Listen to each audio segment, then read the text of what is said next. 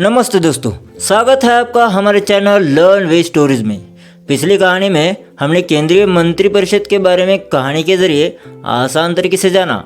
आज हम भारतीय राजनीति के एक बहुत ही दिलचस्प और महत्वपूर्ण लेकिन अक्सर अनदेखी कड़ी के बारे में बात करने वाले मंत्रिमंडलीय समितियां और मंत्रियों के समूह। क्या आपने कभी सोचा है कि इतने बड़े देश को चलाने के लिए सरकार कैसे काम करती है? प्रधानमंत्री और कैबिनेट मंत्री कैसे इतने सारे फैसले लेते हैं, नीतियाँ बनाते हैं और उन्हें लागू करते हैं? यह सब कुछ जादू से नहीं होता, बल्कि एक सुनियोजित ढांचे की तरह होता है, जिसमें मंत्रिमंडलीय समितियां और मंत्रियों के समूह एक बहुत बड़ी भूमिका निभाते हैं। तो चलिए आज हम इसी रहस्य से पर्दा उठाते हैं। सबसे पहले हम देखेंगे मंत्रिमंडलीय समितियां। इन्हें हम कह सकते हैं सरकार के अदृश्य हाथ। अब आप सोच रहे होंगे कि ये मंत्रिमंडलीय समितियां क्या भला है? सरल भाषा में कहे तो ये कैबिनेट मंत्रियों के छोटे छोटे समूह होते हैं, जिन्हें प्रधानमंत्री बनाते हैं ताकि सरकार के काम को और भी कुशल और प्रभावी बनाया जा सके। इनकी पहली खासियत यह है कि ये हमारे संविधान में नहीं लिखी गई है, यानी संविधान बनने के बाद हमें लगा कि बड़े मंत्रिमंडल के काम को आसान बनाने के लिए इनकी ज़रूरत है और फिर इन्हें कार्य नियमों रूल्स ऑफ बिजनेस के तहत स्थापित किया गया। ये बिल्कुल वैसे ही है जैसे किसी बड़े दफ्तर में बड़े प्रोजेक्ट को छोटे छोटे हिस्सों में बांटकर अलग अलग टीमों को दे दिया जाए।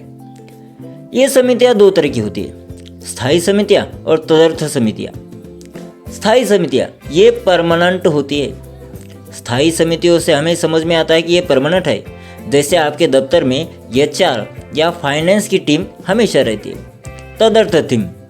तदर्थ समितियां इसे हम एडहॉक कमिटीज़ कह सकते हैं। ये किसी खास काम या समस्या के लिए बनाई जाती है और काम पूरा होते ही खत्म हो जाती है। कल्पना कीजिए, एक नई बिल्डिंग बनानी है तो एक टीम बनेगी, काम खत्म होते ही वो टीम भी भंग हो जाएगी।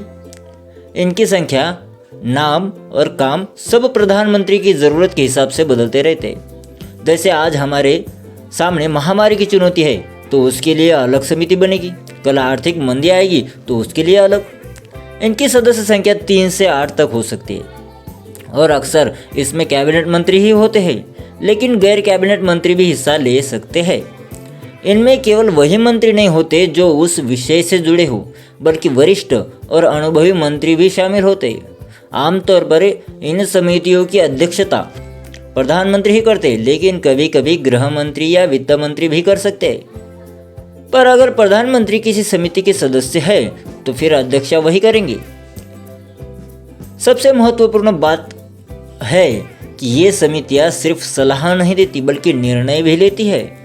हालांकि मंत्रिमंडल बाद में इनके निर्णयों की समीक्षा कर सकता है।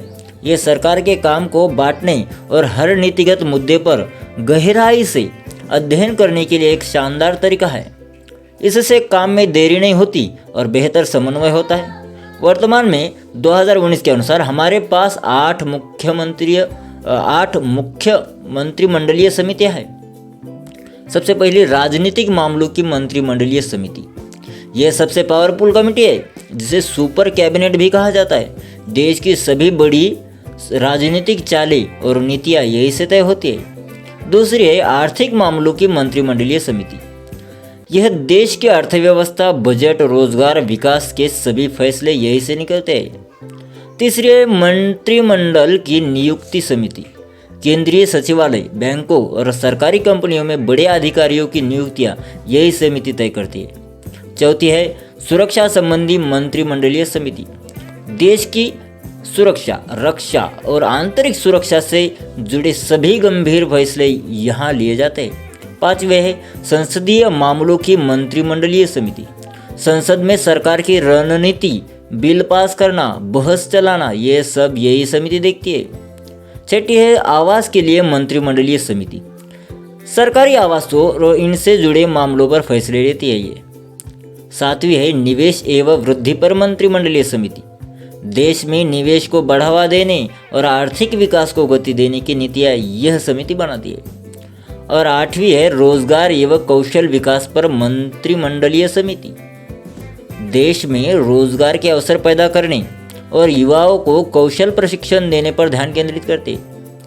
इनमें से पहले 3 राजनीतिक, आर्थिक और नियुक्ति समिति की अध्यक्षता प्रधानमंत्री करते हैं और संसदीय मामलों की जो भी समिति है उनकी अध्यक्षता गृह मंत्री करते हैं। चलिए अब हम जानते हैं मंत्रियों के समूह के बारे में। जैसे हम कह सकते हैं टीम वर्क का शानदार उदाहरण ग्रुप ऑफ मेंबर्स। मंत्रिमंडलीय समितियों के अलावा सरकार कुछ खास मुद्दों पर मंत्रियों के समूह ग्रुप ऑफ मेंबर्स या GOMS भी बनाती है।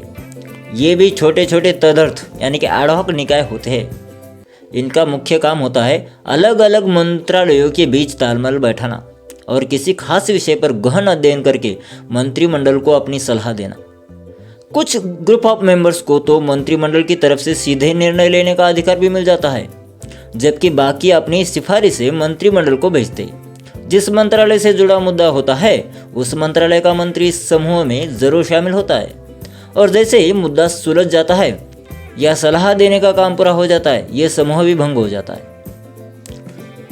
अब हम जानते हैं द्वितीय प्रशासनिक सुधार आयोग के बारे में 2005-9। द्वितीय प्रशासनिक सुधार आयोग ने ग्रुप ऑफ मेंबर्स के काम पर कुछ महत्वपूर्ण टिप्पणियां की थी। उन्होंने पाया कि कभी कभी इतने ज़्यादा ग्रुप ऑफ मेंबर्स बन जाते हैं कि मंत्री अपनी मीटिंग्स में नियमित रूप से शामिल नहीं हो पाते, जिससे बड़े फैसले लेने में बहुत देर हो जाती है। उनका सुझाव था कि ग्रुप ऑफ मेंबर्स का इस्तेमाल ज़्यादा सोच समझकर और चुनिंदा तरीके से करना चाहिए, खासकर जब उन्हें निर्णय लेने की शक्ति दी जाए। इसके लिए स्पष्ट आदेश और एक निश्चित समय सीमा तय करना बहुत ज़रूरी है ताकि ये समूह अपना काम प्रभावी ढंग से पूरा कर सके। तो दोस्तों, देखा आपने कि कैसे हमारी सरकार पर्दे के पीछे इन समिति और समूहों के जरिए काम करती है। ये सिर्फ कागज़ पर बनी संस्थाएं नहीं, बल्कि ये वो मशीनरी है जो देश की नीतियों को आकार देती है, समस्याओं का समाधान करती है और देश को प्रगति के पथ पर आगे बढ़ाती है।